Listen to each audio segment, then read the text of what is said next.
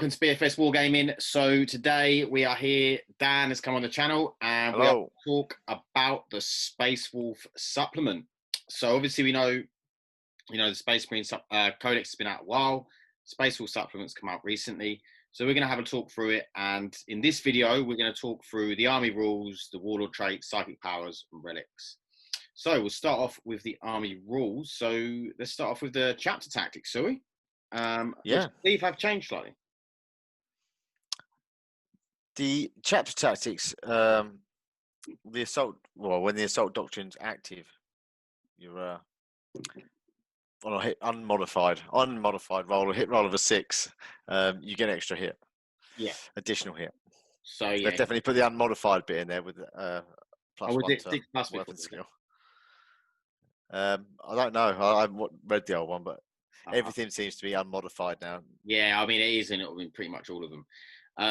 But yeah, your actual chapter tactic though is the +1 to hit and plus one weapon skill. Yeah, +1 weapon skill, and so yeah, does that not count as +1 to hit? Then is it just +1 to your weapon skill characteristic, or is it +1 to hit? It's +1 to the weapon skill characteristic, and then it's 3-inch heroic intervention for all units, whereas it used to be a 6-inch heroic intervention for characters only. Yeah. Which, I mean, you could argue what's better. It depends how many characters you're taking, probably. But I think the 3-inch heroic intervention is really good. And I do know that there's a stratagem where you can get a 6-inch. You can get a 6-inch with a character, yeah. So they've left us with it. We're still. I've even got a feeling it might be 0 command points. Really? I mean, we are doing stratagems in another video, but so yeah, that's basically the army rules. You've got the special doctrine in the assault doctrine. You get exploding 6s in combat, which is really, really nice. Makes Space Wolves that little bit more killy in the later rounds. But yeah, so if we move on into Warlord, there's no other, I can't think of any other than the data sheet specific ones, which we'll go into another video. I don't think there's any other rules we need to cover there. So we're going to Warlord traits. They're proper simple. So I think you got 6 Warlord traits? Yeah. No, 6 Warlord traits, yeah. You got the Beast Slayer is the first one. Yep. While the Warlords are within engagement range of an enemy monster or vehicle unit, add 1 to the attack characteristic. Nice, so +1 attack for vehicles and monsters, is that? It's vehicles and monsters, yeah. Each time the Warlord makes an attack against them, you add 1 to the hit and wound roll. Is that part of the same thing? That's the Space Wolf Warlord traits work quite a bit differently, don't they? Right, so that's the part of the same thing, but you also get a saga to complete, and once you complete that saga, you then becomes you get an aura. Right. So that's the first part that is just for the Warlord. What happens? Well, for both them parts, that's just for the Warlord. So while this Warlord's within engagement range, yeah, you get +1 attacks against monsters or vehicles. Yeah. Each time the Warlord makes an attack against a monster or vehicle unit, add 1 to the attack hit roll and wound roll. Wow. You see, so I've got something very similar for White Scars, which is +1 to hit and wound against monsters and vehicles. Yeah. But I don't get the +1. Very much. No? No. So you're getting a +1 attack, +1 to wound, +1 to hit, and what's the saga? It becomes an aura then for everyone else around you. Well, the saga for that is Deed of the Beast Slayer. An enemy monster or vehicle unit is destroyed as a result of an attack made by this model. So if that Warlord then kills a beast, a monster or a vehicle, then you get.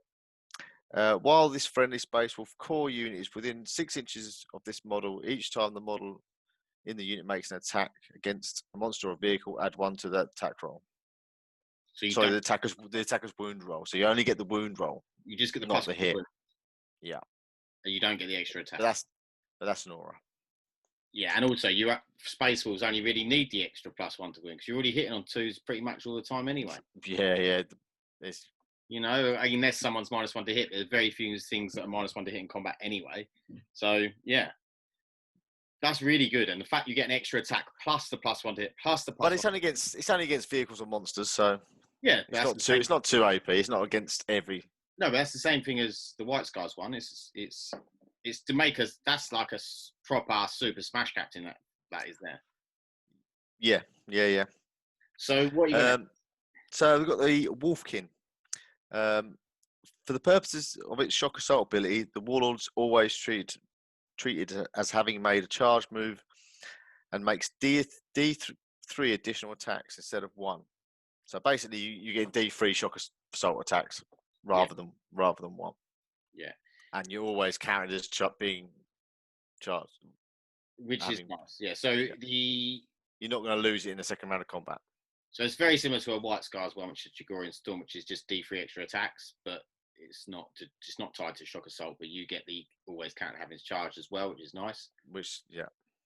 And what's the saga? The saga for the Wolfkin is an enemy model is destroyed as a result of melee attack made by this model. Oh wow, very easy. So very easy to complete. What's the aura?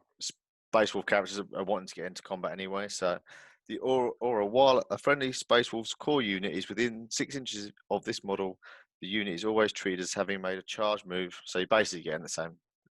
Nice. Within a 6-inch aura. So second round of combat. So you always count as charging and you get the D3. You don't do for the aura.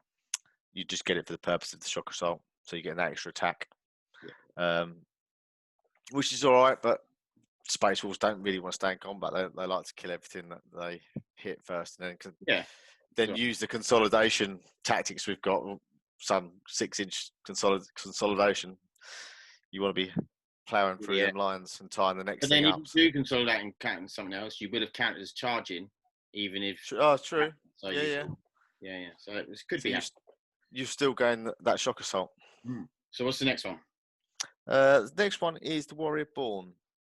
At the start of the fight phase, if this warlord is in engagement range with any enemy unit, it can fight first in the phase. Okay, so you always pretty much. So basically, you're getting the Slanesh fight first ability. Yeah. Nice. And the saga, if an enemy character model is destroyed as a result of melee attacks made by this model, so situational. Depends if you can get into them. That's quite hard to do, depending on who you're playing. What's the aura? Same thing. Aura is at the start of the fight phase. Yeah, you get the fight first ability. Yeah, within 6 inches. Yeah, that's all right. I mean, there's quite a lot of characters now. You look at Death Guard, how many elites they've got that are characters. I mean, even Necrons. Yeah, no, there is. It's just the fact that, like, by the time you kill one, probably be turn 3, maybe, depending. Do you know what I mean? So with your character, I mean, like. Yeah. Unless you've got something kind of wolf or they can have probably some screen pack to their characters and that sort of thing. So yeah, it's all right. It's not bad. But situational. Yeah. It's not what I'd use personally. No. And the fourth is Hunter. Add 1 to the advance and charge rolls made by this warlord. The warlord is eligible to charge in a turn which they have advanced or fell back. This is really, really good. So this is the one I like. Advance and charge, and you're getting charging after advancing. Really good. Yeah. And the deed is successfully charge an enemy unit with this model. So all you've got to do is charge an enemy unit with your character. And then it becomes and then, while a friendly Space Wolf core unit is within 6 inches of this model and is eligible to clear a charge in a turn they have advanced, Yeah, so basically it's the same. They get advanced and charge, but they don't get the +1 to advance. No, they don't get the +1. So yeah, they then become like the Sinesh Loki thing, which is Yeah, very much so. in 6-inch character. Yes, it's nice. That's really really good, especially for Space Wolves because they want to try and get in early doors. What you got next? The Aura of Majesty. Add 3 to the range of the Warlord's rights of battle, tactical precision, chapter master, and spiritual leader abilities. Basically, your auras go to 9 instead of 6. Yeah. Add 3 to the range of any litanies recited by this Warlord. Nice. And then what's the saga? At the start of your command phase, this model is within range of an objective marker that is more than 6 inches away from your deployment zone. Okay, so it's quite easy to do for Space Wolves because you're probably going to be pushing them up anyway. Middle of the board anyway. So while the friendly Space Wolf core unit is within 6 of this model, each time a morale test is taken for that unit, it is automatically passed. Yeah, it's not bad. It's not bad. I quite like the the bigger auras and stuff, but it's handy if you're running a lot of Fenrisian Wolves, which have got a lot of low leadership values. Yeah, keep them all around the character. If you're doing like a bit of a fluffy, if you character protection and whatnot, stop them getting shot. And the last one is Resolve of the Bear. Each time the Warlord, basically, he's giving you a 6-up feeling of pain. Mm-hmm.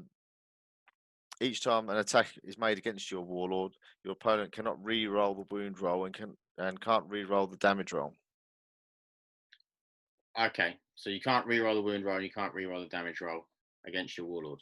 Yeah, so basically, if you hit your attack and you miss your wound, you've missed. You can't use that CP re-roll. And then what's the saga?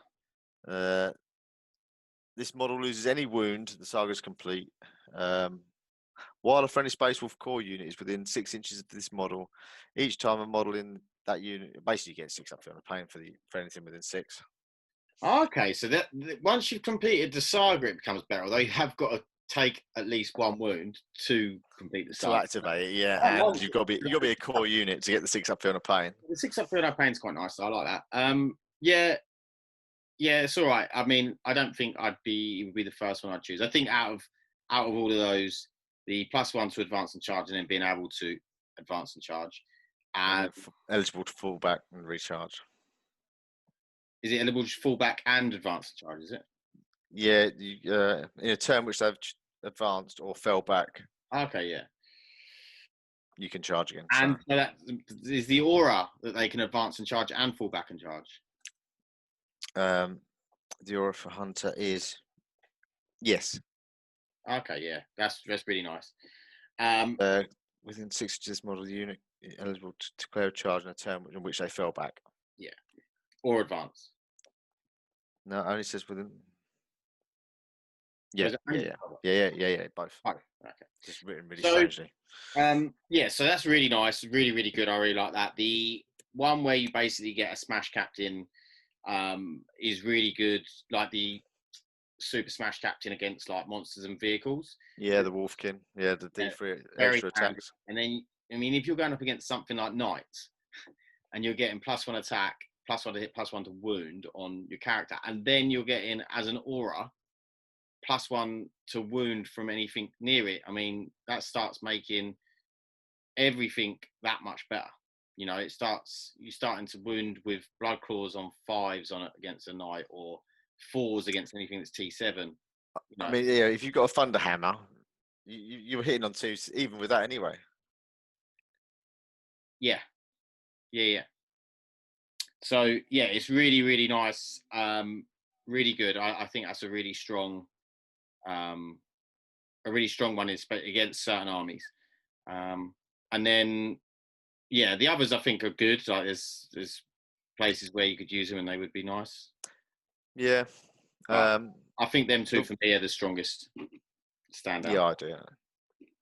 I mean, always fighting first is a nice one, but yeah, that is good as well. But it's there's other things within the codex that really are better to use for that that sort of purpose. What's up next? Are we going to do relics or psychic powers?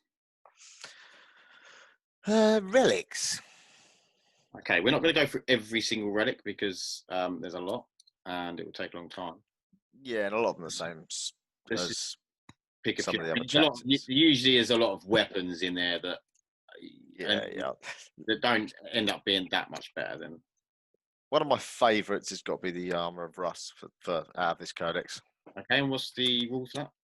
It's the bearer has a save characteristic of 2+ and a 4+ invuln. Yeah. And at the start of the fight phase, you can select one enemy unit within an engagement range of the bearer. That unit is not eligible to fight until all other units have done so, or from your army have done so, should I say. So super, super strong. Obviously, it has to be an engagement range, but super strong to make something fight last with a melee army. Like, you know, they charge you and then you're like, no, you're going to fight last. It's mega strong. I mean, I think it's awesome. In fact, you're going to get 2-up save as well. On top of that, makes it even better. Even the relic was just, you can pick someone to fight last with an engagement range. It would be a top tier relic. The fact that it gives you a 2-up save, I mean, as opposed to that 3-up. Most characters will have a 4-up invuln anyway, but there are some characters like librarians and other stuff that don't have invulns. But yeah, really, really good. Yeah, chaplains. Chaplains get 4-up. 4-up, is it? Yeah, 4-up invuln. Yeah, the Rosarius. So what's next for the relics? What else you got? Well, you got a lot of the. There's one quite interesting with frost weapons. When you give this give a model this relic, select one of the following weapons: lightning claw, mastercrafted power axe, mastercrafted power sword. Basically everything apart from Thunderhammer. Yeah. You add 1 to the strength and damage characteristic, which is really, really nice. You're then taking a cheaper weapon, a lot cheaper weapon, and making it a lot stronger. Yeah, you can use it on twin lightning claws as well, which would make them damage 2, reroll wounds, extra attacks, I think, as well. Yeah. So yeah, there's some really nice coming out. I'm interested to see how people use that and what weapons they buff up with it. It will be quite interesting to see. It's not a nice little one. In the comments if what you're gonna use to buff with that relic, because it'll be interesting to see what people do. So what else have you got in the relics? There's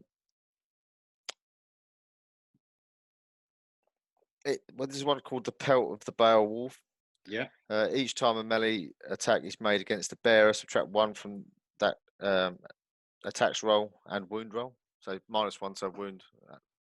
Hit and wound. Yep. Or the attack. Yeah, so it'd be from the attacks hit roll and wound roll. Yeah, that's really good. This is nice on a character. They're hitting on 3s, wounding on 4s. They're suddenly hitting on 4s, wounding on 5s. Yeah, really strong. Really, really. Yeah, strong. I quite like that one. They're probably you got the Wolfenstone as well, which is a classic. The bearer has the following ability: Berserk Charge Aura. While friendly space wolf core unit within 6 of the bearer, you can re-roll the charge roll made for that unit. And once per battle at the start of the fight phase, the bearer can invoke the Spirit of the Wolven. If it does, select 1 friendly space wolves unit within 6 of the bearer that has the Savage Fury ability. Until the end of the phase, each time a model in that unit makes an attack, the additional hit scored as a result of the Savage Fury ability is unmodified 5, basically, instead of a 6. Nice. I mean, yeah, you can't use that probably. I'm assuming you can't use that till turn 3 onwards because Savage Fury ability active. But the reroll charges is really nice anyway. It's once per battle at the start of the fight phase, so it doesn't have to be active.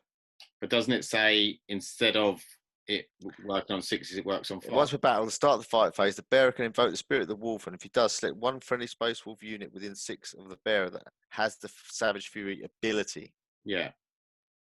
Until the end of the phase. They all have the ability, just don't get it till turn 3. Yeah, so then maybe you could use it turn 1, turn 2. Then that would be, if that's the case, then that's really, really good. And the fact you get to reroll charges is really. And it's only once per battle. Yeah. Well, the reroll charges is constant though. That is. But don't get me wrong, but that's probably why it's quite nice, because if you can use it turn 2 or turn 1, when you get a unit of blood claws in, for instance, and then suddenly because you've got a high volume of attacks, and then suddenly you're getting loads of explodes on 5s. That's really nice. Or I like the old stratagem that you just get exploding 4s like on the character, but yeah, or on a unit of thunderballs with thunder hammers, just having exploding 5s on that, and then all the teeth afterwards. That's really nice. That's a lot of attacks. Yeah. Okay, so any more relics of note? There's one for librarians, the Runic Weapon. Add 1 to deny the witch tests for the bearer. And when you give the model this relic, select one of the following weapons the model is equipped with: Force Axe, Force Stave, Force Sword. Add 1 to the strength characteristic of that weapon. Yeah, it's nice. It's not bad. You get two things out of it. It's all right. Yeah, it's not too bad. I mean, there's a lot of them are weapons, but I think they were the most interesting ones. Yeah, in my opinion. Yeah, I mean, obviously, the armor of Russ is the big winner. I mean, as if I was playing Space Wolves, I wouldn't be leaving home without it. No, definitely, it's just too strong. And Yeah. you've got another one that's quite. After making close combat attacks with this is called Mountain Breaker's Helm. After you make close combat attacks with the bearer, before they consolidate, you can select one enemy unit within an inch of the bearer, and roll 1d6, and on a 2+, that unit suffers d3 more wounds. Yeah, that's nice. It's nice. Situational, but nice. Like if there's anything left alive and you're within 1 inch of it, and you roll and they take d3 more wounds. Or is that after they consolidate or before? Before they consolidate, you can select. Yeah, so you still have to have something within an inch of you. But if you just wanted to finish off them last couple of, I don't know, Gene Stealers or whatever. Yeah, that's true. Yeah, you can just roll and then you get, or that knight that's got that 1 wound or 2 wounds left that you just want to finish off. More wounds. Yeah, no, yeah, it could be good actually. Just to get that extra, and it's not. Well, Yeah, unless they've got a feel in a pain, they can't save it either. Yeah. So yeah, the Wolfenstein's really good. The Frost Weapon's really good. The Armor of Rust is really good. The Helm, Mountain Helm thing you just read out, it's nice. That Mountain Breaker Helm. Yeah, there's some really good relics. So let's move. And they're all quite different as well. They're quite. Yeah, no, I like them, and they appear to have like a lot of them have like 1 or more rule to them. Like yeah. It's just good. So move on to psychic powers. The Tempest. There's no specific chaplain litanies or anything like that. No, we did lose our rune priests now. They're all librarians now. Yeah, although I don't think it matters because it was literally just a name anyway. Yeah, but it was feels like it lost a little bit of flavour, really. Yeah. We've all got boring librarians where we used to have rune priests. Yeah, no, I don't. You can still call them rune priests. It's fine. Oh no, thanks. They just haven't got the keyword. Yeah. Not that the keyword made much difference, but you know. The thing is, they're still called rune priests in the lore, so. Yeah. You know what I mean? When they write in the last codex, I mean, I haven't read the lore in the new supplement, but in the last codex, they're all talking about rune priests and stuff. So yeah, they still do. Yeah. You know, you get runic. Just haven't bothered giving you the keyword because they thought that's no point, is there? Yeah. Because they're no different. Okay. It's one less thing you have to put in the book, isn't it? Yeah, exactly. So I actually really like these psychic powers. I mean, they're very similar to what we've. You've talked to me before when you first got the supplement, and I really like the sound of some of them. So let's go for them. Right, we've got Living Lightning. It has a warp charge value of 6, and if manifested, the closest enemy unit within 18 to the Psyker suffers D3 mortal wounds. Then on a roll of D6 from 2 to 4, the closest enemy unit within 6 of the visible unit that suffered mortal wounds on a 5+. Sorry. Yeah, on a 2 to 4, the closest other enemy unit within 6 and of visible to the unit that suffered 1 more wound. So basically you're getting D3 on the first unit. If you've got a unit within 6, you're getting a mortal wound on a roll of 2 to 4. And then on a roll of a 5, it suffers D3 mortal wounds. Okay. So is it only one unit goes off to it, or is it as many? That's the second one. You have to roll for the second one. The first one suffers D3 mortal wounds. Yeah, and then it's just one other unit. Yeah, on D6. Or is it all units within 6? No, the closest. Okay. Yeah, that's nice. So you just sort of getting almost two. A better smite. Yeah. Yeah, it's nice. What you got next? Murderous Hurricane. This I think is really good. There's a warp charge value of 6 if manifested. Select an enemy unit with an 18 of the Psyker until your next psychic phase. Until the start of your next psychic phase, if the unit is not wholly on or within a terrain feature, it cannot fire Overwatch. In the fight phase, that unit is not eligible to fight until all other eligible Space Wolf units from your army have done so. Nice. So another fight last, and this is a 15-inch range. And if they're not wholly within terrain, they can't fire Overwatch. So you're getting rid of the rogue ability, and not only that, you're then saying once we do charge you, you can't fight until everything else is fought. And I'm under the understanding that includes heroic interventions. The 2 CP ability to counter charge or whatever it is. Yeah, I think it's under contention at the moment. I'm not totally sure, but at the moment the way it's worded is it says it is not eligible to fight until all other units have fought. So the fact and the stratagem, I believe, says select an eligible. You can select an eligible unit to interrupt. So they're saying it's not eligible until all other units have fought. So you can't use the 2 CP stratagem to interrupt because it's not eligible. So at the moment, definitely a better written than, say, for instance, the Vexator Mask for Jakari in the last edition. Yeah, but clearer wording, isn't it? To be able to be interrupted in the last edition, they clearly said that. So in this edition, I'm not sure if they're going to come out and say no. Actually, we do want it to be able to be interrupted, but we'll see. But I think the wording is a lot clearer. Yeah, and more decisive in that. Yeah. But it's another great way of getting Space Wolves to get in there and fight. And that psychic power is useful every turn, because even if you're not worried about the Overwatch part, just the fight last, even if you're in combat with someone and it's your turn, you do that on them, they still have to fight last, even though they should get to fight first because it's your turn and they fight first on your turn. They're then still fighting last. So it's really, really good. Really strong. Like, again, as a Space Wolf player, if I was playing Space Wolves, I wouldn't be leaving home without that psychic power. No, it's definitely by far like a strong power. Yeah. To be able to do, like I say, 2 attack phases fighting first. Yeah. You know, it's fantastic. Yeah. It's so what's up next? Then we've got Tempest's Wrath. Oh, that's a warp charge value of 6 as well. So yes, if you're using Nigel, that's going off on a 5. That should probably be a warp charge value of 7 in my opinion, because that is strong. And like I say, you can get a +1 to cast. 18-inch range. It's not like you've got to be within 3 inches of the bearer. Like, that's really strong. Yeah, because you can also cast it on someone that you think is going to charge you next turn. Do you know what I mean? Yeah. You can use it as a counter. Like, no, actually, you're not going to want to charge me because I'm going to get to fight you twice at first.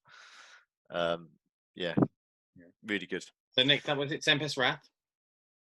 It's again warp charge value of 6. Select an enemy unit within 24 until the start of the next psychic phase. Each model in that unit makes an attack, subtract 1 from the hit roll. So basically, you're making an enemy unit -1 to hit. Yeah. And then there's Instincts Awoken. Again, warp charge value of 6. If manifested, select 1 friendly Space Wolf unit within 18 inches of your Psyker. Until the start of your next psychic phase, each time a model in that unit makes an attack, the Assault Doctrine is considered to be active for that attack instead of the current active Doctrine. That's really, really nice. So you'll get an extra AP and you'll be using the Savage Fury ability on them as well. So you'll be getting the Exploding Sixes. Yeah, really, really good. It's the extra AP as well, because, you know, if you're taking Blood Claws in there, Blood Claws have got chainswords. Yep, so you're getting -2 chainswords. You're -2, plus you're getting Exploding Sixes. Suddenly, then Blood Claws are naughty. You got 10 Blood Claws doing 40 attacks. Yeah. That's really, really strong. And then exploding 6s on top of that, so probably more like 50 attacks. Yeah, it's 45, 50, something like that. So yeah, really good. At -2, that -2 makes a massive difference as well. Oh yeah, huge difference. Yeah, every bit of AP you can get makes a huge difference. So next up, you got the Storm Caller. It's a blessing aura. The Storm Caller has a warp charge value of 6 if manifested until the start of the next psychic phase. While while they're within 6 of the psyker, you get the benefit of being light cover. nice. So you get +1 cover save. Yeah. Yep. So then there's Jaws of the World Wolf. This has changed quite a lot. This is a warp charge value of 7. If manifested, select an enemy unit within 18 inches visible to this psyker. Roll 1d6 for each model in that unit. Add 1 to the result if the result of the psychic test was a 9 or more. For each roll of a 6+, that unit suffers a more wound. So it could be on 5s if it goes off on a 9 or more. Yeah. So with Nigel, it would be an 8. So that could be really effective against horde armies. Is it to a maximum of anything? More No. Really strong then, because a lot of them have maximums on them. So if you go 30 orc boys, you'll get, if he goes off on an 8 or 9, 8 for Nigel, it goes off on you're then suddenly you're doing mortal wounds on 5+, 30 dice. I mean, there's a good chance you're going to get 10 mortal wounds there. Yeah, I would have said so. You've got 33% chance again. And it could be more. Do you know what I mean? It could go, your dice could go the other way, and you end up wiping half the squad. If you do a disgusting resilience roll. That's really nice. I mean, obviously that's really only good against like a horde. It's nice to have in the back pocket if you are playing horde. For me, the two that stand out is the fight last and the put your Space Wolf unit into the assault doctrine, and the cover save is good just for a little bit more durability. Yeah, especially first turn mainly. I mean, it depends what sort of army you're playing. If you're planning on charging up the field straight at them, which you're probably going to be, if you can't quite get into combat from that first turn, bunching everything around your psyker perhaps to get saves, because some stuff you're not going to get in cover anyway. Just gives you that ability to. But in my opinion, really strong psychic powers for Space Wolves. They're like really good. I think Space Wolf players should be really happy with that psychic discipline. Yeah, I agree. I'm pleased with it. Like I say, as much stuff to make people fight last is beneficial. So to summarise this video, because this is the end of what we're going to talk about in this video. To summarise, I think you got obviously the 3-inch heroic intervention for all units now is really nice. You're getting +1 to hit. You're getting the exploding 6s. You've got some really nice. You've got 2 or 3 really good warlord traits. You've got 3 or 4 really strong relics. You've got at least 3, if not 4, really good psychic powers. And I mean, to have that in a supplement, I mean, Space Wolf players have got to be over the moon, to be honest. I think. Yeah, and the combos you can do with them. Yeah, and we haven't even started on stratagems or anything else. That is just sort of your army rules, and then your librarian and characters can take as like extra buffs for the army. So that's really, really strong. Yeah, I think, like I say, the combinations you can do between them warlord traits and the relics, you can make some awesome Space Wolfy characters. You can either have them as buffing ones, or you can have them all out killy. Yeah, I agree. Yeah, I think you can make some awesome characters. So talking about characters, this is the video we're going to make next. So I hope you enjoyed this one. Please like and subscribe if you did. Stay lucky, and we'll see you in the next one. Thanks. Bye.